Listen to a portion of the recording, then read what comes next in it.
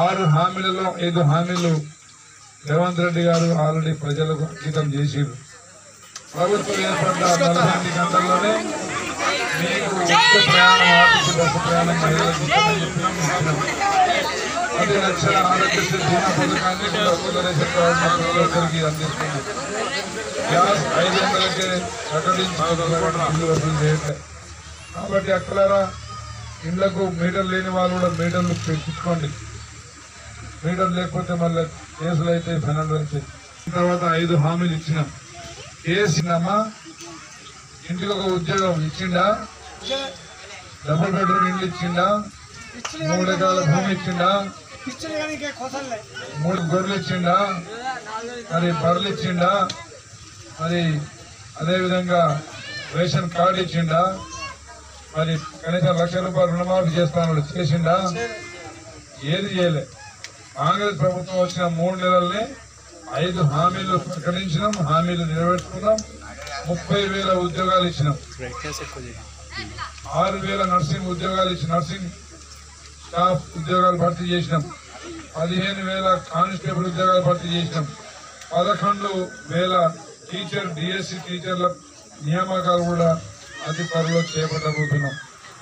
అన్నలారా మరి 3 నెలల కేవలం 3 నెలల్లోనే 30,000 ఉద్యోగాలు, 5 హామీలు నిలబెట్టుకున్న కాంగ్రెస్ పార్టీ మంచిదా? 10 సంవత్సరాల్లో 7 లక్షల కోట్లు అప్పు చేసి ఏ ఒక్క పథకాన్ని ప్రజల్లో నిలబెట్టుకోకుండా మోసం చేసిన కేసీఆర్ మంచిగా ఒకసారి మీరు ఆలోచించుకోవాలి. కాబట్టి ఎక్కడారా కాంగ్రెస్ పార్టీ పేద బడుగు బలైన వర్గాల పార్టీ. దళిత గిరిజన బహుజన సోదరులు సంతోషంగా ఉండాలి, సుభిక్షంగా ఉండాలంటే కాంగ్రెస్ పార్టీ బతకాలి.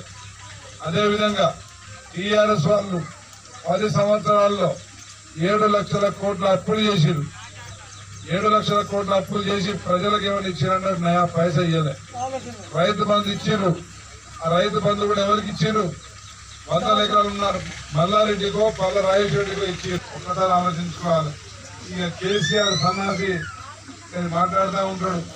ఆడ మేడిగడ్డ 1,30,000 కోట్లతో కట్టిన మేడిగడ్డ 6 పిల్లలు పొంగి నీళ్లు మొత్తం భూగపడి కింద బంగాళాఖాతంలో పోయినాయి.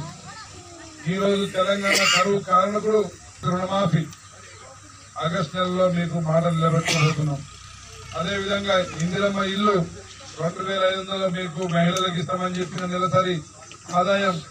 అదేవిధంగా మా తాతలకు, వికలాంగులకు, వితంతు ఒంటరి మహిళలకు ఇస్తామని చెప్పిన 4,000 పెన్షన్ కూడా మీకు డిసెంబర్ జనవరిలోకి ఇవ్వబోతున్నాం.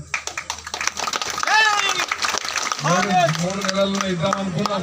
కాకపోతే బడ్జెట్ లేకపోవడం వల్ల వీళ్ళిద్దరిని కొంచెం కూర్చోబెట్టరు. ప్రతి నెల వడ్డీ 28,000 కోట్లు ప్రతి నెల కేసీఆర్ చేసిన అప్పులకు వడ్డీ కట్టాల్సి వస్తుంది. 28,000 కోట్లు అంటే మీకు అందరు రాష్ట్రం మొత్తం ఇల్లు ఇవ్వచ్చు.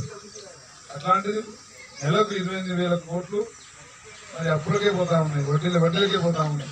కాబట్టి వడ్డీ చేయకపోతే బ్యాంకుడు హాస్పిటల్ నుంచి భారం వేసిండా, క్వార్టర్ సీసాల రేట్లు ఏమైనా పెంచిండా? మీరందరూ ఉపాధి హామీ పనులకు పోతున్నారు కదా, అక్కలు గట్టిగా చెప్పాలి, గట్టిగా చెప్పాలి. వాళ్ళు చెప్పాలి 50 రూపాయలు వేస్తున్నారు. కాంగ్రెస్ ప్రభుత్వం వస్తే 400 పెంచి వ్యవసాయానికి అనుసంధానం చేసి పూట పని చేయించుకోవాలని చెప్పి ఆలోచిస్తాం. ప్రభుత్వం రాగానే మహిళలకు ₹1,00,000 తెల్ల రేషన్ కార్డు ఉన్న ప్రతి ఒక్కరికి ₹1,00,000 మీ అకౌంట్లో వేయబోతున్నాం. మీ పిల్లల చదువుల కోసం. అక్కడ కాంగ్రెస్ పార్టీ ప్రభుత్వం పేదల ప్రభుత్వం.